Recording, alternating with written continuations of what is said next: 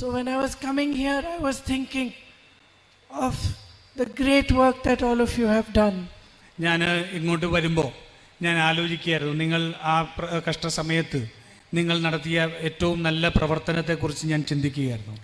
And I was thinking that whenever a natural disaster struck Wayanad, the people of Wayanad have really stood together and done everything in their power to help those who have been hurt and who are suffering. ഞാൻ ആലോചിക്കുകയായിരുന്നു, എപ്പോഴെല്ലാം വയനാട്ടിൽ വലിയൊരു ദുരന്തം ആഞ്ഞടിച്ചിട്ടുണ്ടോ അന്നെല്ലാം വയനാട്ടിലെ ജനങ്ങൾ ഒരുമിച്ച് നിന്ന് എല്ലാ അതിർവരമ്പുകൾക്കും അപ്പുറം അവരെ സഹായിക്കുന്നതിന് വേണ്ടി ഒരുമിച്ച് വരുന്നത് ഞാൻ കണ്ടിട്ടുണ്ട്. And I want each one of you sitting here, every officer of every force, every department that has been part of the rescue and relief effort, I want each one of you to feel proud of yourselves today because you have served your country by serving your countrymen. നിങ്ങൾ ഇവിടെ ഇരിക്കുന്ന എല്ലാ ഉദ്യോഗസ്ഥന്മാരും എല്ലാ വകുപ്പുകളിലും ഉള്ളവർ ഇവിടെയുണ്ട്. നിങ്ങൾക്ക് എല്ലാവർക്കും അഭിമാനം തോന്നണം. കാരണം നിങ്ങൾ ഈ രാജ്യത്തിനും നിങ്ങളുടെ സഹ മനുഷ്യർക്കും വേണ്ടി നിങ്ങൾ ചെയ്തിരിക്കുന്നത് എത്രയും വലിയ സേവനമാണെന്ന് ഓർത്ത് അഭിമാനം തോന്നണം എന്ന് ഞാൻ ആഗ്രഹിക്കുന്നു. This is the spirit of India. This is the spirit of our independence revolution.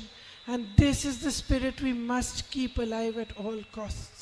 ഇതാണ് നമ്മുടെ രാജ്യത്തിൻ്റെ ആത്മാവ്, നമ്മുടെ വികാരം ഇതാണ്. നമ്മുടെ സ്വാതന്ത്ര്യ സമരം മുതൽ നമ്മുടെ രാജ്യത്തെ ഓരോ മനുഷ്യരുടെയും വികാരമാണ് നിങ്ങൾ പ്രതിഫലിപ്പിക്കുന്നത്. The spirit of unity, of brotherhood, of sisterhood.